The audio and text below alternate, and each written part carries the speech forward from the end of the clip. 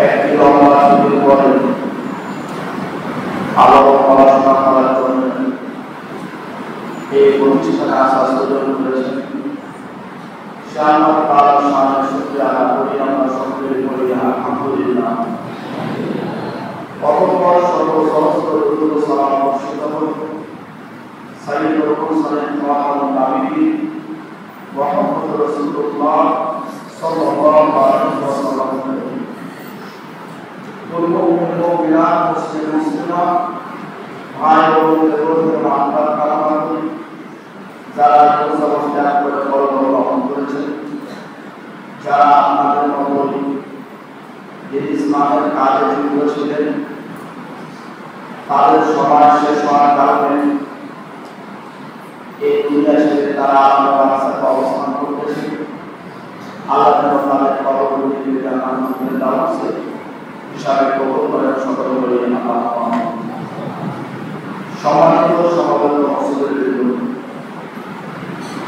আমি আপনাদের সম্বন্ধে বর্ণনা আল্লাহ থেকে একটি আয়াতের অংশ রাসূলুল্লাহ সাল্লাল্লাহু আলাইহি ওয়াসাল্লামের অসংখ্য হাদিস থেকে একটি হাদিস পেশ করেছি। উক্ত আয়াত এবং হাদিসকে সামনে রেখে আজকে পুরো শ্রেষ্ঠ রহমান আল্লাহ আলাইহি তাআলা আজকের আলোচনার আলোচ্য বিষয় সম্পদ এবং সন্তান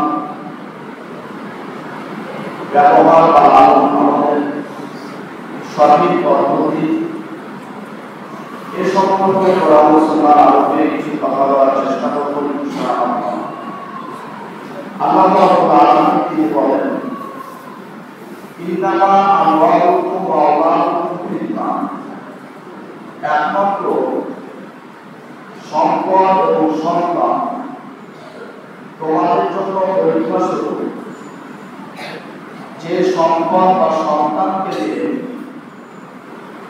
আমরা অত্যন্ত আনন্দিত, টাকা পয়সা সম্পদ যদি বেশি হয় তাহলে মানুষের স্বাভাবিক মন ভালো থাকে, মন খুশি থাকে।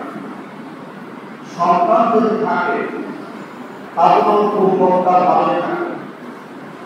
দেখা গেছে যাদের সন্তান নাই তারাই বুঝে সন্তান না থাকার কষ্ট কি। পক্ষান্তরে যাদের ছেলে মেয়ে দুই ধরনের সন্তান আছে তারা আরো বেশি খুশিতে থাকে।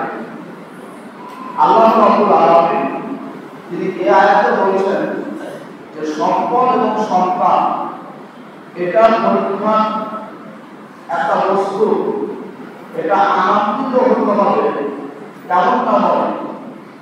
ব্যবহারে যদি ত্রুটি হয় তাহলে এই সন্তান এই সম্পদের জন্য আপনাকে আমাকে জাহান্নামে চলে যেতে হবে। আবার এই সম্পদ এবং সন্তানের ব্যবহার যদি সঠিক হয় তাহলে এদের বিনিময়ে আমরা জান্নাতে চলে যেতে পারি। তাহলে বোঝা যাচ্ছে আয়াতের বিবরণে যেটা বোঝা যাচ্ছে যে সম্পদকেও আপনি আপনার ব্যবহার করার কিছু নিয়ম থাকা লাগবে। সন্তানকেও কিভাবে লালন পালন করবেন, কিভাবে সামনে এগিয়ে নিয়ে যাবেন, সেই মতো আপনার শরীরের দৃষ্টিকোণ থেকে জেনে ওই নিয়মই পরিচালনা করতে হবে।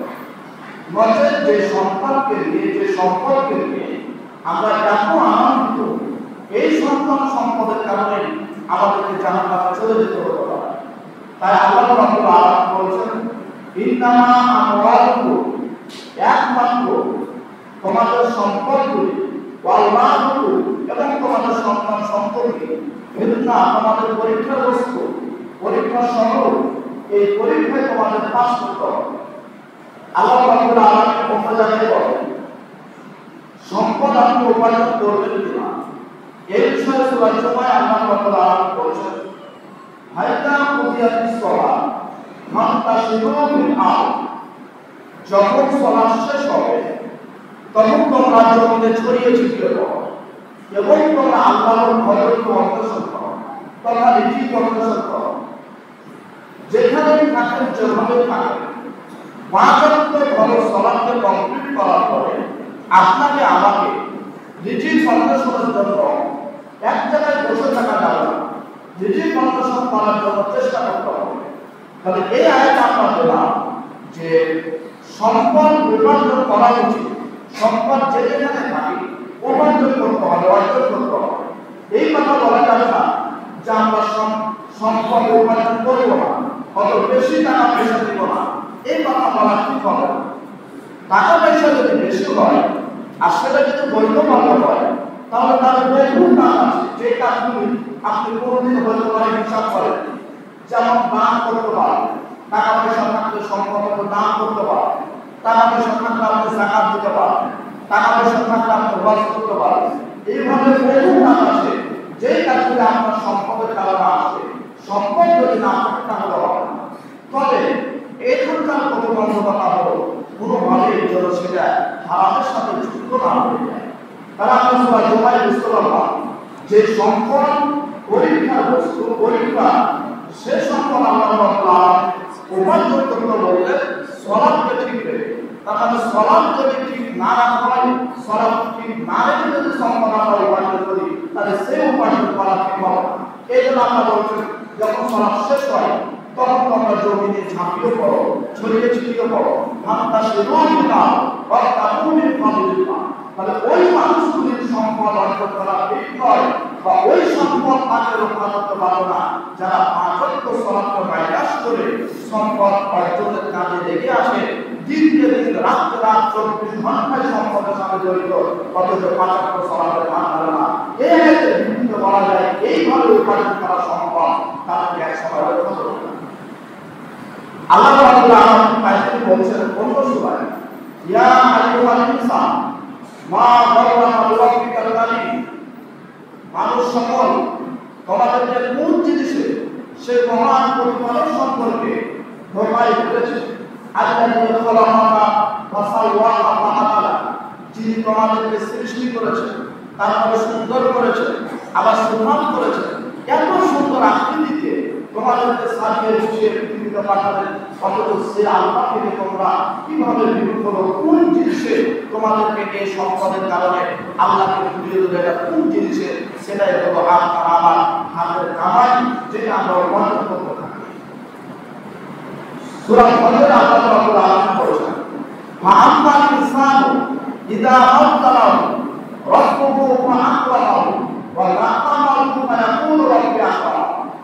মানুষের রব মানুষকে দেখো পরীক্ষা করে এবং সম্মানিত করে এবং নিয়মিত পরিপূর্ণ করে দেয়। এক সময় গরিব ছিলেন, এখন 4টা ছেলে 4 থেকে ইনকাম করে। আপনার চাকরি হবে না হবে এরকম ভাবছিল, হঠাৎ চাকরি হয়ে গেছে, এদিক থেকে একটা মনোরঞ্জন বেতন পাচ্ছে। ব্যবসাটা বন্ধ ছিল, হঠাৎ সেখানে রাস্তা চালু হওয়ার কারণে ব্যবসা চালু হয়ে গেছে। এখন এমন ভাবে টাকা পয়সা আছে যে আল্লাহ বলছেন যে মানুষের তার রব যখন তাকে পরীক্ষা করে, সম্মানিত করে, নিয়ামত পরিপূর্ণ করে দেয়। যারা আপনারা এই জায়গায় যদি হিসাব করেন তাহলে এই জায়গায় অনেক কিছু বলা যেতে পারে। এক সময় আশেপাশের জায়গায় মানুষ কয়েকজন বসবাস করতো, আর সেই জায়গায় এখন টাকা পয়সা এবং বেচা কিনাই সব কিছু অনেক উন্নত হয়ে গেছে। দেশের বাইরে অনেক জায়গা, অনেক জেলাকে দেশের বাইরে জেলা যদি না ছিলেন, বিভাগ যদিও না ছিলেন, তারপরে দেখা যায় এই এলাকার গ্রামটি গোটা শুনছে। এটা একটা বড় নিয়ম। আল্লাহ রাব্বুল আলামিন বলছেন, যখন নিয়ামত আমি পরিপূর্ণ করে দিই তখন বলে ফায়াকুলু রাব্বি আকরামান, আমার রব আমাকে সম্মানিত করেছে। প্রথম করে ওয়াম্মা ইযা আমাতাহু মাকালা আলাইহি রিজকা, যখন আমি দেখতে পেলাম এত নিয়ামত দিয়ে দিয়ে সে সালাতকে ভুলে গেল, সিয়ামকে ভুলে গেল, ফকির মিসকিনকে ভুলে গেল, অভাবী দরিদ্রকে ভুলে গেল, তখন আমি আমাকে পরীক্ষা করি। পরীক্ষা করে মাকালা আলাইহি রিজকা, তার রিজিকটাকে কমিয়ে দিই। যে বেতন ছিল ভালো, হঠাৎ দেখা গেল অফিসারের সাথে কি হয়েছে, চাকরি বাতিল হয়ে গেছে। চার ছেলেটার বেতন ছিল সেটাও নষ্ট হয়ে গেছে, রাস্তা সেটা মাইনাস করে অন্যদিকে চলে গেছে, ব্যবসা বাণিজ্য বন্ধ হয়ে গেছে। তখন তার রিজিক কমে যায়। যখন আমি আপনার রিজিক কমিয়ে দিই ভাইয়া কোন রব্বি আহানা, তখন রব্বি বলে যে আমার রব আমাকে অপমানিত করেছে। আল্লাহ এই লোকের উপরের বাক্যটাকে নাকচ করে বলছে, আল্লাহ তুমি যে মন্তব্য করেছো যে আমি তোমার রিজিক কমিয়ে দিয়েছি, এই মন্তব্য তোমার কখনো ঠিক নয়। তাই বলছেন আল্লাহ তুমি যা চিন্তা করেছো সেই চিন্তা কখনোই ঠিক নয়। আল্লাহ বান্দা তুকরিমুনা ইয়াতীম, বরং তোমরা ইয়াতীমকে সম্মান করো, ওয়ালা তাহাতুনা আলা তাআমিল মিসকিন, এবং তোমরা মিসকিনকে খাদ্য দেওয়ার বিষয়ে একজন আরেকজনকে উৎসাহিত করো। পৃথিবীতে এক শ্রেণীর ব্যক্তি যাদের বিষয়ে বহু কথা আল্লাহ তাআলা বলেছেন আয়াতে মুহাম্মদ, সেটা হলো মিসকিন। যেখানে দেখবেন মিসকিন সেখানে তার গুরুত্ব দিয়ে কথা বলেছে। আজকে বাংলাদেশ সহ পৃথিবীতে কত ফেতনার মাসলা চলছে, টাকা দিব না, এটা দিব না, ওটা দিব, এবং কত কিছু। অথচ ফেতনা কাকে দিতে হবে, কিভাবে দিতে হবে, দুইটি মত পূর্ণ প্রমাণের হাদিসে বিশ্লেষণ করলে দুইটি দিক পাওয়া যায়, রাস্তা পাওয়া যায়। এক নম্বর হলো পুরো ফেতনাটা দিতে হবে মিসকিনকে। দলিল সহিহ বুখারী ও মুসলিমের হাদিস, সেখানে বলা হয়েছে যে সিয়ামের ফেতনা কেন আসলো। তখন সেখানে বলা হয়েছে যে সিয়াম অবস্থায় যে ভুল ত্রুটি করেছে এটা যেন মাফ হয়ে যায়। আর দ্বিতীয় হলো তহমাতুল মাসাকিন, মিসকিনদের খাদ্য। একটা বড় সংখ্যক মুহাদ্দিসদের মতামত, তারা একদিকে চলে গেছে যে ফেতনা পুরো ফেতনাটা দিতে হবে, শুধুমাত্র মিসকিনকে এখানে তাদের কবর করে দেওয়া হয়েছে। আরেকটা দিক হলো, আরেকটা কথা হলো সূরা তাওবা, ইন্নামাস সাদাকাতু লিল-ফুকারা ওয়াল মাসাকিন। এই আয়াতটাকে সামনে রেখে মুহাদ্দিসরা বলতে চেয়েছেন যে ফেতনা এই আকসিদের মধ্যে যাদেরকে পাওয়া যাবে তাদেরকে দিতে হবে, তবে কম বেশ করা যেতে হবে। আমি আপনাকে যেটা বোঝাতে চাচ্ছি যে রিজিক যেন কম, মিসকিনকে তারা লক্ষ্য করে।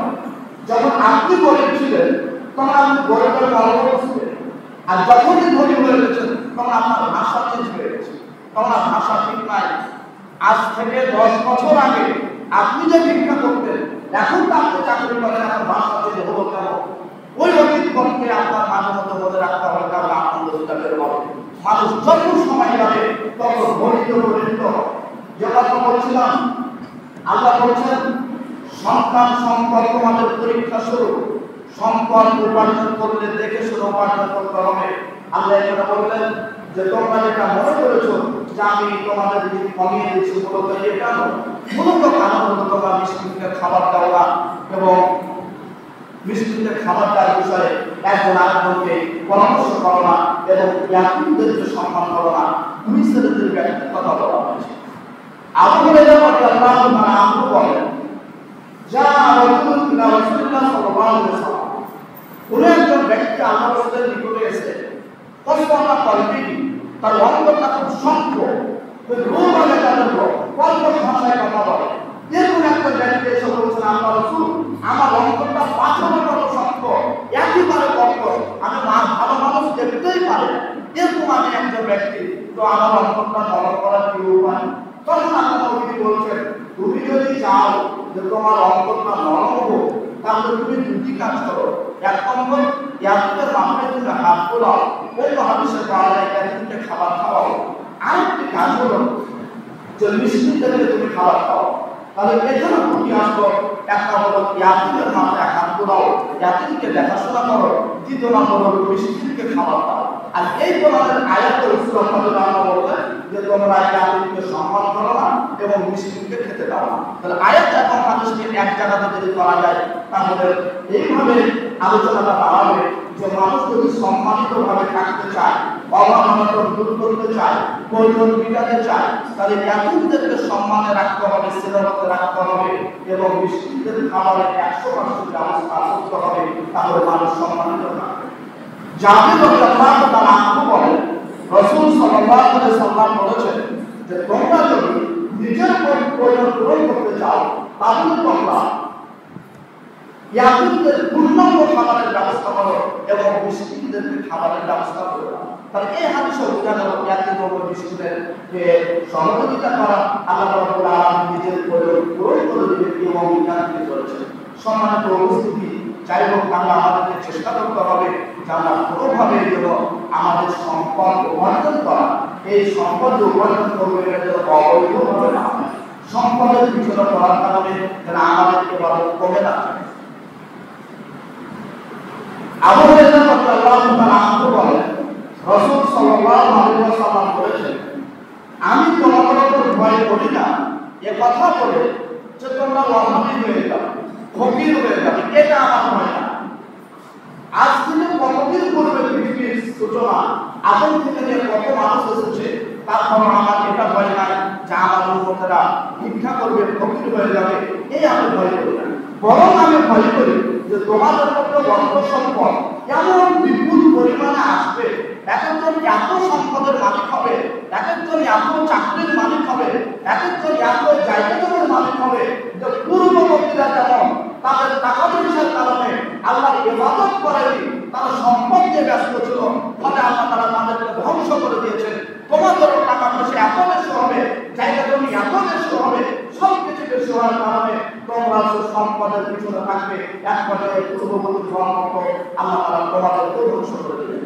এই হাদিস থেকে বোঝা যায় যে মানুষ সম্পদের পিছনে ছুটলে, অনৈতিকভাবে যদি সম্পদের পিছনে ছুটে তাহলে সম্পদটাকে রক্ষা করবে না। আপনি নিজে হিসাব করেন, যখন আপনার ব্যবসা ছিল না, চারটা দোকান ছিল না, তখন মোটামুটি 5 অক্ট সলাটা ভালো ছিল। এখন দেখা যাচ্ছে সবার একটু ভাঙা থাকি হয়।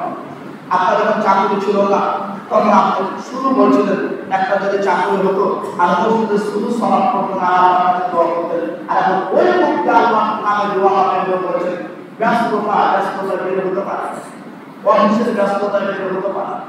এটা কিছুদিন পরে আপনার এই ব্যস্ততায় আপনাকে জাহান্নামের দিকে ঠেলে দিবে। এই জন্য যতই ব্যস্ত হন না কেন, সলাতের সময় আপনি সলাতে আসেন। পৃথিবীতে যত সময় লাগে তত মানুষ ব্যস্ত হয়ে পড়বে। আল্লাহ নবী বলেছেন যে কিয়ামতের আগ পর্যন্ত সময়টা ছোট হয়ে যাবে। এই হাদিসের বিশ্লেষণে এইভাবে করা হয় যে সময় ছোট হবে, তার মানে কি? তার মানে মানুষেরা কাজ করবে, এত ব্যস্ত হয়ে পড়বে, কখন যে সময় পার হয়ে যেতে বুঝতে পারবে। ফজরের পরে কাজ শুরু করেছে, চোর কখন চলে এসেছে বুঝতে পারেনি, আবার হাতের নাগালে এমন একটা কাজ এসেছে, তখন আবার সে বলছে সলাৎটা পরেই করবো, চলে গেল আসর মাগরিবের সময় পার হয়ে গেছে। আজকে দেখেন যারা বিভিন্ন বক্তব্য দেন, উৎপাদন কেরাস করেন, বিভিন্ন কাজের সাথে জড়িত আছেন, আমাদেরও উচিত হবে কাজকে সীমানাতে রাখা, একটা সীমার মধ্যে রাখা। এই কথা বলতে হবে না যারা ব্যস্ত এত বেশি, এখানে থাকি ওখানে যাই, সবসময় এদিক ওদিক ঘুরতে থাকি, কখন কি করবো এটা বলতে হবে না।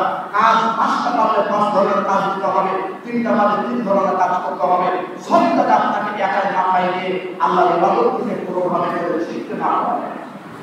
সম্মানিত মুসলমানবৃন্দ, যে এখানে আলোচনা চলছেন, আপনি এখন উপরের ব্যবসা করেন, আমদানির ব্যবসা করেন, সামাজিক ব্যবসা করেন, এমনি জায়গা জমির ব্যবসা করেন, আল্লাহ ইবাদতের সময় যদি আসে তখন সময় অবশ্যই আপনি আপনার কাজকে বন্ধ রেখে সালাত আদায় করে আপনি সেই কাজে আবার চালু করবেন।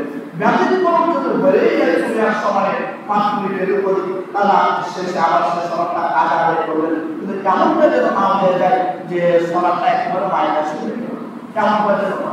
আল্লাহ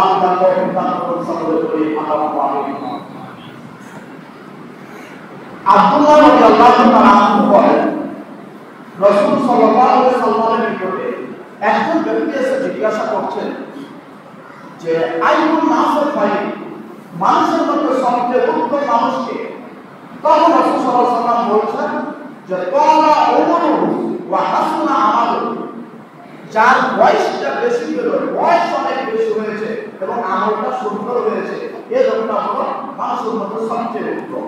আপনি নিজে হিসাব করবেন, আপনার বয়স 60 বছর অথবা 70 বছর, আপনি নিজে নিজে একটা অঙ্ক বসেন যে আপনার সালাত কতটুকু হয়েছে। যদি মিজানের পাল্লা স্থাপন করা হয় তাহলে কায়েম করা হবে আপনার সালাত ফাঁকা পড়বে নাকি সালাতের দিকে বেশি হতে পারে। আপনি 24 ঘন্টায় মাগরিবের সময় একটা হিসাব করেন, আজকে পুরো 24 ঘন্টার মধ্যে কতটুকু ভালো কাজ হয়েছে। আবার রাসূল বলেছেন ওই লোকটা মানুষের মধ্যে সবথেকে শ্রেষ্ঠ যার বয়স কম এবং আমল ভালো। লোকটি প্রশ্ন করে শেষ করবেন না, আমার লোকটি আমার জিজ্ঞাসা করলেন আইয়ুন নাসা, মানুষের মধ্যে সবচাইতে নিকৃষ্ট মানুষ কোনগুলো? তখন আমার রাসূল বলেন ক্বালা উমরু, যার বয়স অনেক লম্বা হলো কিন্তু আমলটা খারাপ হলো, এই লোকটা হলো মানুষের মধ্যে নিকৃষ্ট মানুষ। এই মানুষগুলি মানুষের বিষয়ে বেশি কথা বলবে, তাদের কাজের কথা আমাদের নিতে হবে না। দেখুন দোকানে বসে 40 বছর মানুষের সালাতে হাত ধরে না, অথচ অন্য মানুষের বিষয়ে কথা বলছে, অথচ সে নিজে জানে না যে 40 বছর থেকে সে সালাত আদায় করে, সে জলদিতে পাগল চলে যাচ্ছে। আল্লাহ রাসূল উত্তম মানুষগুলো এটা বললেন যাদের বয়স বেশি এবং আমলটা সুন্দর হয়েছে। আর নিকৃষ্ট মানুষ কারা, যাদের বয়স অনেক বেশি হয়েছে তবে আমলটা খারাপ হয়ে আছে। সম্মানিত বছরের কিন্তু আপনার আমলের হিসাব আল্লাহকে দিতে হবে। ওই আল্লাহকে ভয় করে আপনার আমল কতটুকু হয়েছে সে বিষয়ে সতর্ক হবেন। অবশ্যই আমল যেন ভালো হয়, আমল যেন কবুলযোগ্য হয়, আমল যেন আল্লাহর কাছে স্থায়িত্ব পায়, এমন ভাবে আমল করার চেষ্টা করবেন। আল্লাহ কবুল করুন সকলে করি আল্লাহ আমিন। আমরা এদিকে আলোচনা থেকে বুঝতে পারলাম সম্পদ উপার্জন করা যাবে, তবে সম্পদ অর্জনের জন্য আল্লাহ যেভাবে পথ দিয়েছেন ওই পথে অর্জন করতে হবে। বছর আমাদের পরিস্থিতি পরবর্তীতে ভয়াবহ হবে। আল্লাহ তাআলা জেনে বুঝে আমাদেরকে সঠিকভাবে সম্পদ উপার্জন করা তৌফিক দান করেন সকলে বলি আল্লাহ।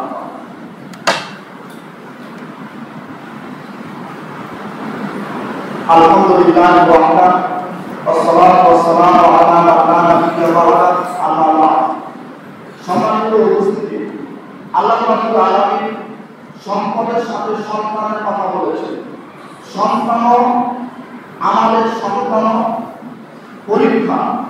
এই সন্তানকে ছোট থেকে বড় করে এর মাধ্যমে আপনার এটা একটা উপার্জন, এই উপার্জনকে ঠিক রাখতে হবে। আল্লাহ রাসূল সাল্লাল্লাহু আলাইহি ওয়াসাল্লাম বলছেন পৃথিবীর উপার্জনের মধ্যে শ্রেষ্ঠ উপার্জন হলো তোমাদের সন্তান সন্ততি। এরা যদি ভালোভাবে চলে, ভালোভাবে থাকে, ভালোভাবে লালন পালন করতে পারেন, তাহলে এদের মাধ্যমে আমাদের পরকালীন যে জান্নাত সেটা আমরা অর্জন করতে পারবো। আমাদের অর্জন করার তৌফিক দান করেন সকলে বলি আল্লাহু আমিন। সম্মানিত উপস্থিতি, সম্পদকে লালন পালন করার ক্ষেত্রে, সন্তানকে লালন পালন করার ক্ষেত্রে, সন্তানকে আলেম বানানোর ক্ষেত্রে বা সন্তানকে বড় করার ক্ষেত্রে পিতামাতার একাধিক ভূমিকা থাকা উচিত। তার মধ্যে এক নম্বর হলো আপনার অবস্থান। পিতামাতার যেমন অবস্থানে থাকবে ছেলে মেয়ে সে অবস্থানে চলে যাবে। উদাহরণস্বরূপ গত রমাদানে একটি মাস গেল, একটা ছেলেকে 11টি মাস এখানে আমরা খুব অত্যন্ত একটা নিয়ম শৃঙ্খলার মধ্যে বন্ধুরেখে তাকে কিছুটা আগিয়ে নিয়েছিলাম। রমাদানে বাড়িতে গেছে, আপনার চলনে যদি ভুল থাকে, পিতা মাতার চলাফেরাতে যদি ভুল থাকে, তাহলে 11 মাসের আচার আচরণ সে নষ্ট করে আবার প্রতিষ্ঠানে প্রবেশ করেছে। এই জন্য আল্লাহ রাসূল বলছেন ছেলে মেয়েকে মানুষ করতে হবে, ছেলে মেয়েকে বড় করতে হবে। শিক্ষা এটা পরের বিষয়, আগে পিতা মাতার অবস্থান ঠিক করতে হবে। ছেলে মেয়েকে বড় সুন্দর ভালো করতে চাইলে পিতা মাতার অবস্থান যত ভালো হবে তার ছেলে মেয়ের অবস্থান চলাফেরা তত ভালো হবে। দৈনিক হিসাবে আমরা পেশ করতে পারি আবু হুরায়রা রাদিয়াল্লাহু তাআলা বলেন, আবু হুরায়রা রাদিয়াল্লাহু আনহু বলেন, বলেন নবী সাল্লাল্লাহু আলাইহি ওয়াসাল্লাম, নবী সাল্লাল্লাহু আলাইহি ওয়াসাল্লাম বলেছেন কুল্লু মাওলুদিন ইল্লাহু আলাল ফিতরাত, প্রত্যেকটা সন্তান ইসলামের উপর জন্মগ্রহণ করে। অথবা তার পিতামাতা তাকে ইহুদি বানায়, তার মানে ইহুদির পথ শেখায়, ইহুদি যেভাবে চলে সেভাবে তাকে শেখায়। প্রতিষ্ঠানে যখন এসেছিলেন তখন ভদ্রলোকের ছেলে মেয়ে ছিল, তখন শিক্ষক বলেছেন যখন ভাতটা করে দিয়েছে, তোমার খাবার করে দিয়েছে, খাবারটা তুমি তুলে খাবে। যেমন এই বাড়িতে গিয়েছে ওই বড় লোকের ছেলে যখন খাবার করে গেছে তখন সে লোকটা বলছেন খাবার তুলে দিতে হবে না, ময়লা ভরে গেছে, যেখানে নবীর নির্দেশ খাবারটাকে তুলে ময়লা পরিষ্কার করে খাবার খেয়ে নাও। অথচ সেই জায়গায় পিতা মাতা বলল এই খাবার খেতে হবে না। ছেলেটা প্রতিষ্ঠানে 1 বছর পর্যন্ত পড়াশোনা করেছে, তার জীবনে সফল ছিল না, ছেলেটা ভালোই ছিল। যখনই বাড়িতে গেল পিতা মাতা কক্সবাজার বরিশাল খুলনাতে শহরে নিয়ে গেলেন, বড় হোটেলে প্রবেশ করলেন, খাবার খেতে বসেছেন। খাবার খাওয়ার পরে ছেলে অত্যন্ত ছেলের পিতা অনেক বড় লোক মানুষ, মাত্র বাড়িতে চলে। যখন হোটেলে খাবার খেতে বসেছে তখন খাবারের প্লেটে কিছু খাবার রেখে দিল, তখন ছেলেটা তুলে খাচ্ছিল। তখন পিতা মাতা বলছেন সব খাবার খেতে হবে না, খারাপের কিছু খাবার রেখে দিতে হয়। এই যে দেখেন 11 মাসের শিক্ষা পিতা মাতা ধ্বংস করলো। তাই নবী বলছেন ছেলে মেয়েকে বড় করতে হলে 1 নম্বর অবস্থান উচ্চতর অবস্থানে হতে হবে তার পিতা মাতাকে। তাই নবী বললেন আল্লাহু ইউহাদ্দিলানি, তার পিতা মাতা তাকে রোগে পুজো করায়, ইহুদি তাকে বানায় আল নাসরানি অথবা খ্রিস্টান বানায় নাসারাদের পথ তাকে শেখায় আল মাদ্রাসানি অথবা অগ্নিপূজক বানায় অগ্নিপূজকেরা যেই নীতিতে চলে সেই নীতি চলায়। অনেক মানুষ আছে যারা ইহুদি খ্রিস্টান অগ্নিপূজকের নীতিতে চলে। আপনাকে একটা একটা করে যদি দেখানো যায় দেখা যাবে ওই পথ অর্জন করে ছেলে মেয়েকে মানুষ করা বড় কঠিন হবে। একটা ছেলে একটা মেয়ে কেন ইসলামের নিয়ম করে মানতে পারে না? তার মৌলিকভাবে বাংলাদেশের কারণ হলো সেটা হলো তার পিতা মাতা। ছেলেটার মনে ছিল সুন্দরভাবে চলবে, মেয়েটার মনে ছিল পর্দার সাথে চলবে, তবে চলার কোনো পথ নেই। কারণ তার বাড়িতে তার পিতাও ভালোভাবে চলে না, তার মাও পর্দা করে না, তার এই বাম দিকের পথগুলো খুলে নাই। যার ফলে দেখা গেছে ছেলে মেয়ে পড়ার পরও অত্যন্ত কষ্ট করার পরও সে টিকতে পারে না। তাই দক্ষিণ দেশের শত শত মানুষ আছে যারা দিন কবুল করার পরে বাড়ি ত্যাগ করতে হয়েছে, পিতামাতা বলেছে, বহু কথা বলে তাদেরকে বের করে দিয়েছে। তাই নবীজি বলেছেন ছেলেকে মানুষ করতে হলে, ছেলেকে বড় করতে হলে এক নম্বর বয়স হলো পিতামাতার অবস্থান সুন্দর হতে হবে। নবীজি বলেন কুল্লু মাউলুদিন ইউলাদু আলাল ফিতরা ফাওয়াজি হামদানিহি আল নাসরানিহি আল মাদ্রাসানিহি কামা তুনজিল বাইহিমাতু বাইহিমাতান জামাআ। তোমাদেরকে উদ্ধার করব আমি নবী ধারণ পেশ করছি। চতুষ্পর্যন্তকে দেখো, যখন চতুষ্পর্যন্ত বাচ্চা প্রসব করেছে তখন বাচ্চাটা কান দেখো, কান কত সুন্দর আছে, নাক দেখো নাক কত সুন্দর আছে, তার শরীর দেখো শরীর কত সুন্দর আছে। বাচ্চাটা সুন্দরভাবে পৃথিবীতে এসেছে। পরবর্তীতে মানুষরা ওই বছর কান কেটেছে, তার নাক কেটেছে, তার হাত কাটে, তাকে দিক থেকে অনেক করে আল্লাহ নবী বুঝাতে যাচ্ছেন যখন বাচ্চাটা ছোট ছিল তখন ভালোই ছিল, আপনার কারণে আমার কারণে বাচ্চাটা আজকে এদিক ওদিক চলে গেছে। চলন্ত নীতি যেটা চলছে, আপনার ছেলে আমার ছেলে, আপনার মেয়ে আমার মেয়ে, এই প্রতিষ্ঠানে যতক্ষণ থাকে আলহামদুলিল্লাহ ভালো থাকে, বাড়িতে ঠিক রাখা বহু কঠিন। এই যে বাংলাদেশের সমাজ পরিবর্তন, কে তাকে রক্ষা করে? রক্ষা করার মতো কেউ নেই। আর বংশগত মানুষ অবস্থায় হয়েছে। এই জন্য আমার নবী বলেছেন ছেলে মেয়েটা মানুষ করতে হলে পিতা মাতার অবস্থান ঠিক করতে হবে। জনতা দাবি রাখছি যারা পিতা মাতা আছেন, আপনি আপনার বাড়ির পরিবেশকে অত্যন্ত সুন্দর করুন। যে সমস্ত মা ও বোনেরা রয়েছেন যাদের স্বামী দেশে নাই, যাদের স্বামী বিদেশে আছে, যাদের স্বামী বাড়িতে নাই চাকরি করছে, তারা আপনারা বাড়িতে এমনিতেই থাকেন। এবাদতের কাজটা কারা? মোবাইলে ব্যস্ততা করে শরীরকে অলসতা করিয়ে না। আল্লাহ রাসূল প্রতিদিনই তিনি শরীরকে নিজে অলসতা থেকে মুক্তি চেয়েছিলেন। কারণ যদি অলসতা নেমে আসে তাহলে ছাত্ররা পড়তে পারবে না, শিক্ষক পড়াশোনা করতে পারবে না, সরাসরি করতে পারবে না, কাজ করবে না। এই জন্য অলসতা থেকে নিজেকে মুক্ত করতে হবে। সবসময় ভালো ভালো 3 সন্তানকে 6 সন্তান খান, আর বাড়িতে বসে থাকার কোনো টেবিলই নেই, চেয়ারে নেই, সবসময় বিছানার উপর শুয়ে থাকেন। এইভাবে যদি চলেন সময়ের ব্যবধানে ছেলেও হারিয়ে যাবে, মেয়েও হারিয়ে যাবে, আপনি নিজে হারিয়ে যাবে, জান্নাত বলে কিছু থাকবে না, জাহান্নামে জ্বলতে হবে। এই জন্য সকল পিতামাতাকে বলবো আপনি আপনার অবস্থান ঠিক করেন। আশা করি আপনার বাচ্চার অবস্থান এদিকে ঠিক হবে। যদি তাকদিরে আপনার ছেলে লেখাপড়া নাই, যেমনটা যদি না থাকে, তাহলে অবশ্যই ছেলে মেয়ে ভালো হবে হবে। আল্লাহ বিধান করে সকলে করে আল্লাহ। আমি একটা অংশ বলে আপনাদের কাছে বোঝাতে চাচ্ছি। বাড়ির পুরো পরিবেশটা মোবাইল দেখা থেকে নিয়ে, চুল কাটা থেকে নিয়ে, চলাফেরা থেকে নিয়ে, ব্যাংকিনা থেকে নিয়ে, সাংবাদিকতা থেকে নিয়ে পুরো পরিবেশটাকে আপনি পিতামাতা একটু সচ্ছল করেন, ভালো করেন। আপনার ছেলে মেয়ে প্রতিষ্ঠানে আরো ভালো থাকবে, আরো আগে আলোচনা কবুল করেন সকলে করে আল্লাহ। অবস্থানের পরে পিতামাতার এই অবস্থানের পরে পিতামাতার জন্য উচিত যে ছেলে মেয়ের জন্য দোয়া করা। প্রতিদিন একটি দোয়া করবেন, মনে রাখবেন প্রতিদিন ছেলে মেয়ে পরিবারের জন্য এই দোয়া করতে হবে, কোনোভাবে যেন মাইনাস না হয়। ইব্রাহিম আলাইহিস সালাম যখন তিনি মক্কার কাবাগরের পাশে বাইতুল মুকাদ্দাসের পাশে যখন তিনি রেখে যাচ্ছিলেন, তখন যে দোয়াটি করেছিলেন, এই দোয়াটি প্রত্যেকটা পিতামাতার ছেলেদের জন্য বা পরিবারের জন্য করা উচিত। দোয়াটি হলো লিউকিমুস সালাতা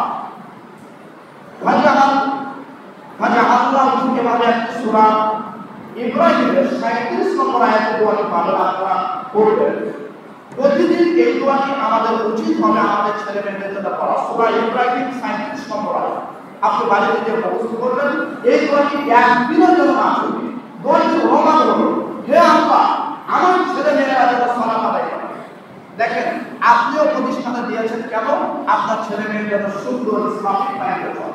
ইব্রাহিম আলাইহিস সালাম বলেছেন যেন তারা সালাত আদায় করে এবং হে আল্লাহ মানুষের মধ্য থেকে কিছু মানুষের অন্তরকে তাদের দিকে ধাবিত করে দাও এবং তুমি তাদের জন্য সম্মানজনক রিজিক কর্মের ব্যবস্থা করো লাআল্লাহুম ইয়াশকুরুন, তাহলে তারা তোমার কৃতজ্ঞতা প্রকাশ করবে।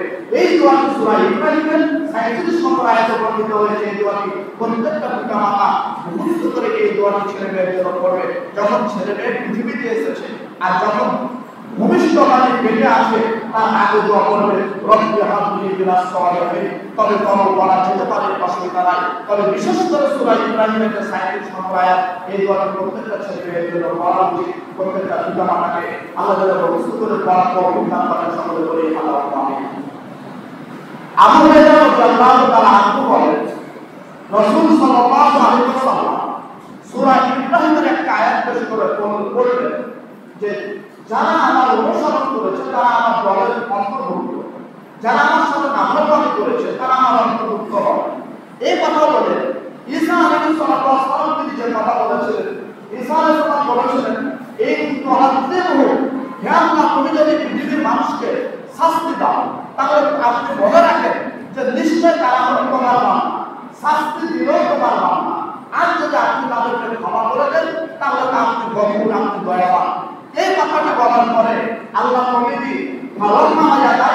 নবীজি দুই হাত উত্তোলন করলেন, উত্তোলন করে দোয়া করলেন, দুই হাত উত্তোলন করে দোয়া করতে করতে এমনকি নবীজি কান্না শুরু করলেন, চোখের পানি পর্যন্ত বাঁকা নবীজি কান্না শুরু করলেন।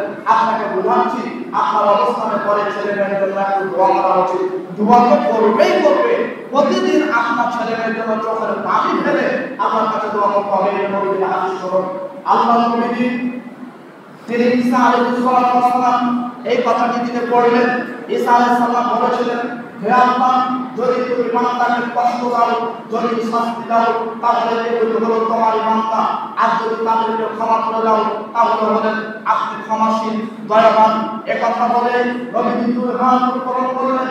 কেন নবীজি দুই হাত উত্তোলন করলেন হাদিসের পরে আলোচনায় বোঝা যাবে।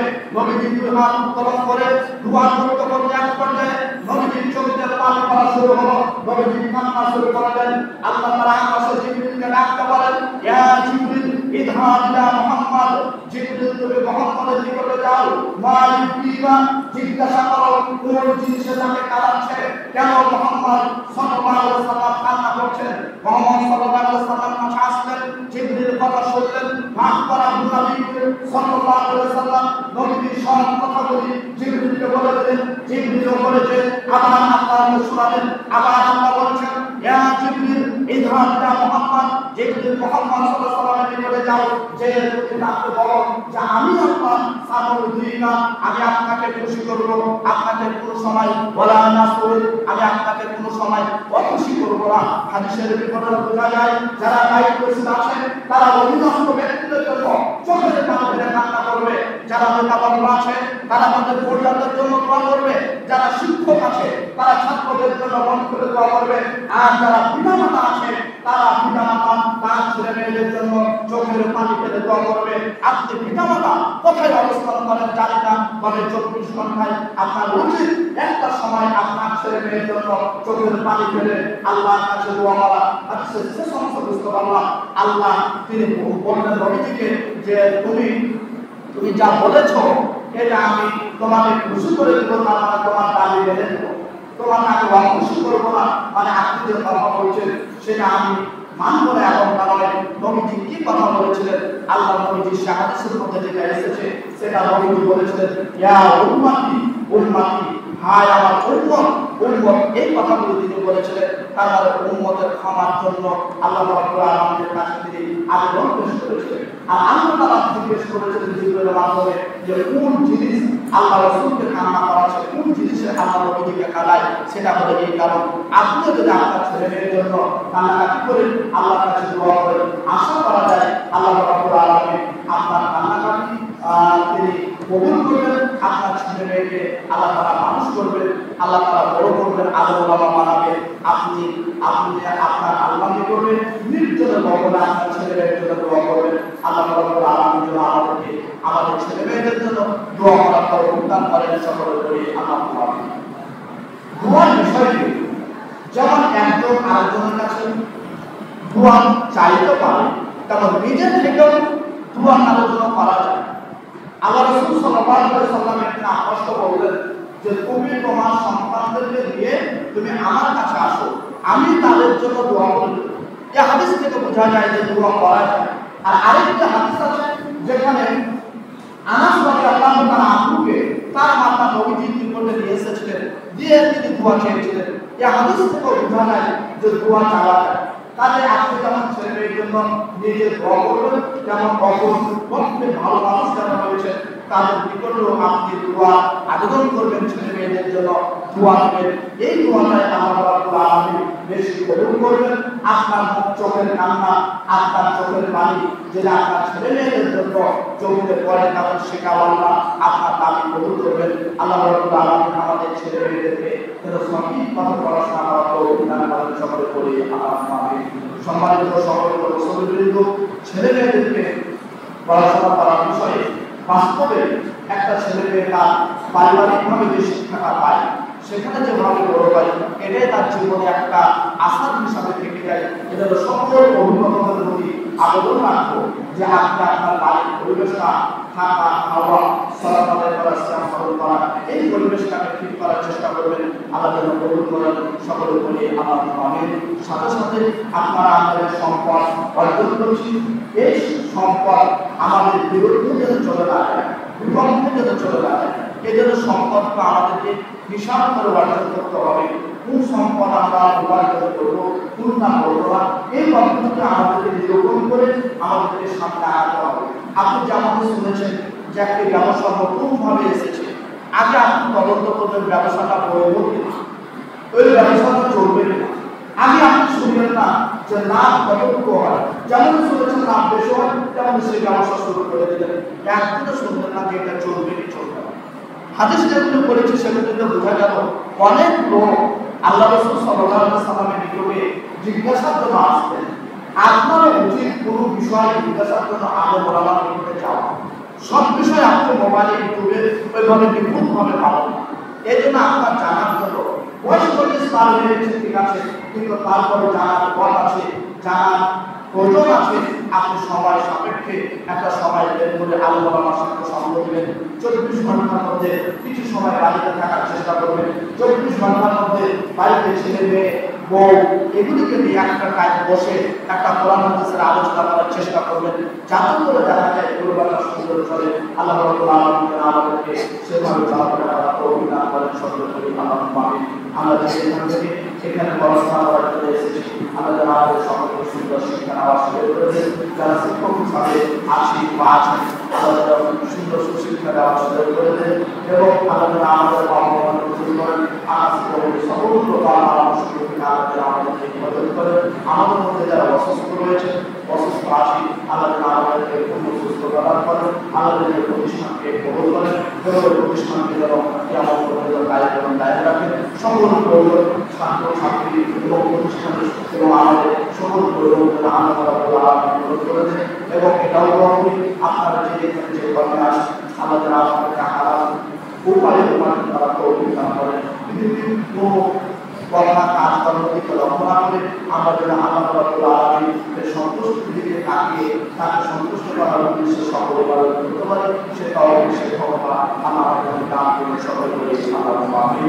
আল্লাহ আমাদের ভুলকে ক্ষমা করেন, মানুষ সম্পর্কে করতে পারে, আল্লাহ আমাদের ভুলকে ক্ষমা করেন। এবং সাথে সাথে এটা শাওয়াল মাস, আপনারা আমরা রমাদানের এক মাস পালন করেছি, তারপর আমরা শাওয়াল মাস অবস্থান করেছি, রমাদান পালন হয়েছে, শাওয়াল সহ সাথে যে মাসগুলি আসবে যেগুলো ইসলামগুলি পালন করার কথা আছে, অবশ্যই আমরা পালন করার চেষ্টা করবো। আল্লাহ কবুল করেন। সকলে বলি আমিন। এখান থেকে আজকে শেষ করছি। ওয়া সাল্লাল্লাহু আলাইহি ওয়াসাল্লাম।